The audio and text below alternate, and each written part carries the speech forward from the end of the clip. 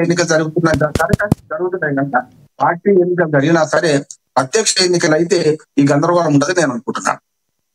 Right మోకా ఆనంద్ సాగర్ గారు చాలా క్లియర్గా అంటే రామ్మోహన్ గారు కొన్ని సూచనలు అసలు ఉండాల్సిన అవసరం లేదు ఎన్నికలకు సంబంధించి కొన్ని ప్రత్యామ్నాయాలు చెప్పారు. సో దాంతో ఏకీభవిస్తారా? ఆయన చెప్పారు ఎన్టీ రామారావు గారు బ్రహ్మాండమైన ప్రక్రియ తీసుకొచ్చారని చెప్పారు. అంటే తెలుగుదేశం పార్టీ సిద్ధాంతం మీకు అర్థమైంది కదా.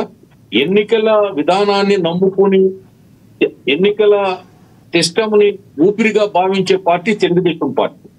మీరు చంద్రబాబు ఎన్టీఆర్ చేస్తే నేటి చంద్రబాబు చేశారంటే నీటి సంఘాలు పెట్టారు, విద్యా పెట్టారు, వాటికి కూడా ఎన్నికలు నిర్వహించే సిస్టమ్ తీసుకొచ్చారు. అంటే ఈ బాబాసాహెబ్ అంబేద్కర్ రచించిన రాజ్యాంగంలో ఎన్నికలు అనేది ఒక బ్రహ్మాండమైనటువంటి ఒక యజ్ఞం లాంటిది. ప్రజాస్వామ్యంలో ఒక యజ్ఞం ఎన్నికలంటే. ఆ ఎన్నికల ప్రక్రియను ఆహ్వానించినటువంటి పార్టీ పకడ్బందీగా ఎన్నికలు జరిపించే పార్టీ తెలుగుదేశం పార్టీ. కోణంలో తెలుగుదేశం పార్టీ కానీ ఇలాంటి ఎన్నికల్లో కూడా వైసీపీ 100 కోట్లు ఖర్చు పెడుతుంది, అవినీతి సొమ్ము, ముక్కు పొడకలు ఇవ్వటము లేకపోతే చీరల పంపిణీ చేయడమో చేస్తున్నారంటూ టీడీపీకి సంబంధించి బీటెక్ రవి లాంటి వారు కొన్ని ఆరోపణలు చేసినటువంటి సందర్భాలు. అంటే వైసీపీ ఎందుకు ఇలాంటి నిజంగానే చేసిందంటారా? సో ఎందుకు చేయాల్సి వచ్చిందంటారా? ఖచ్చితంగా గెలవాల్సిన పరిస్థితి ఉందని వైసీపీ చేసిందా? చూడండి సార్, ఇప్పుడు గత ఎన్నికల్లో ఆ స్థానం వాళ్ళు ఏకగ్రీవం చేసుకున్నారు. అలా వెనక్కి వెళ్తే 4 ఎన్నికలు అంటే 5 ఎన్నికలు అంటే 25 సంవత్సరాలు ఏకగ్రీవం.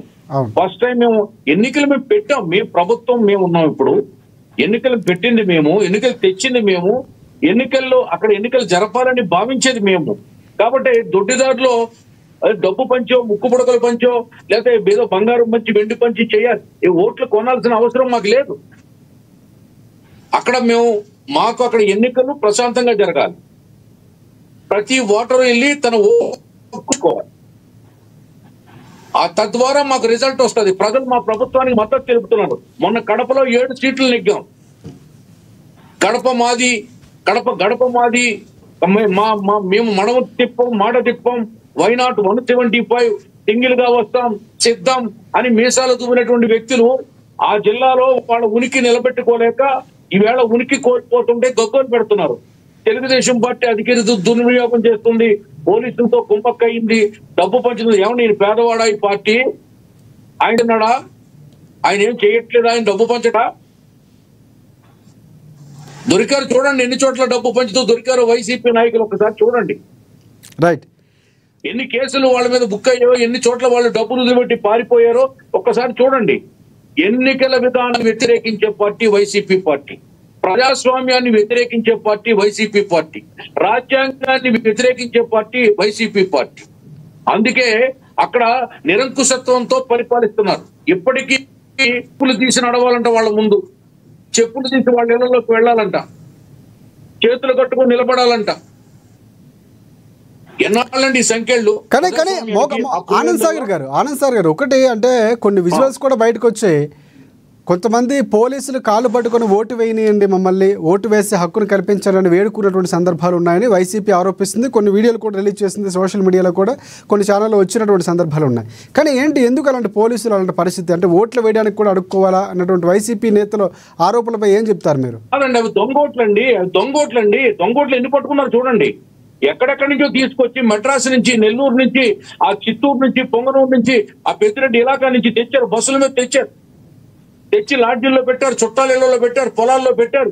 ఈవేళ వచ్చి వాళ్ళకి స్లిప్పులు ఇచ్చి పంపుతున్నారు. దొంగోట్లు పోలీసులు పట్టుకోరా? మరి తెలుగుదేశం వాళ్ళు పట్టుకోరా? బీజేపీ వాళ్ళు పట్టుకోరా? జనసేన వాళ్ళు పట్టుకోరా? కూటమి పట్టుకోరా? దొంగోట్లు ఏం ఇస్తామండి? రైట్, కొంతమంది ఏజెంట్లకు కూడా రానివ్వలేదని వైసీపీ ఆరోపిస్తుంది. తప్పు. ఏజెంట్లు లేకుండా ఎన్నికవండి. చాలా తప్పు మాట్లాడుతున్నారు. సీసీ కెమెరాలు ఉన్నాయి లోపల సీసీ కెమెరాలు ఉన్నాయి. రేపు కౌంటింగ్ లో కూడా సీసీ కెమెరాలు ఉన్నాయి. ఎన్నికల బూత్ లో ఎంటర్ అయిన దగ్గర నుంచి 1 కిలోమీటర్ వరకు సీసీ కెమెరాలు ఉన్నాయి. ఇది అబద్ధాలు మీడియా ప్రచారం చేస్తే వాళ్ళ సొంత మీడియా, ఆ సాక్షి మీడియాలో, ఆ సాక్షి ఛానల్లో ఇటువంటి తప్పుడు వార్తలు ప్రచారం చేస్తున్నారు. దీన్ని మేము ఖండిస్తున్నాం. రైట్. ఎందుకు అంటే ఎన్నికల్లో గెలవాలనేది, ప్రజలు ఓటేస్తే గెలవాలనేది మా సిద్ధాంతం, మా కోరిక, మా ఆశయం, మా యొక్క నిర్ణయం. వాళ్ళు కాదు ఇక్కడ ఏకగ్రీవం చేసుకుంటాం, ఇది మా సొంతం, ఇది పాకిస్తాన్, ఇది ఇతరులు ఇక్కడ రావడానికి లేదు, ఇక్కడ పోటీ జరగడానికి వీలు లేదు, మా ముందు ఎవరో తలెత్తి నామినేషన్ వేయడానికి వీలు లేదు అని ఒక నిరంకుశత్వాన్ని ప్రదర్శిస్తున్నారండి 25 ఏళ్ల నుండి. దీన్ని ఖండించాలి ఎవరైనా. దొంగ ఓట్లేస్తే ఊరుకుంటారా పోలీసులు చెప్పండి? రైట్. కానీ అక్కడ విజువల్ వేరేగా కనిపిస్తుంది, వైసీపీ వేరేగా ఆరోపించడంతోనే ప్రధానంగా ప్రశ్నలు వచ్చాయి. కానీ ఇంకొక అంశం అంటే ఇంత ఉద్రిక్తంగా ఎందుకు అంటే వైసీపీ గెలవాలనే ఉద్దేశంతోనే చేస్తుంది అన్నటువంటి క్లియర్గా కనిపిస్తుందని మీరు చెప్తున్నారు.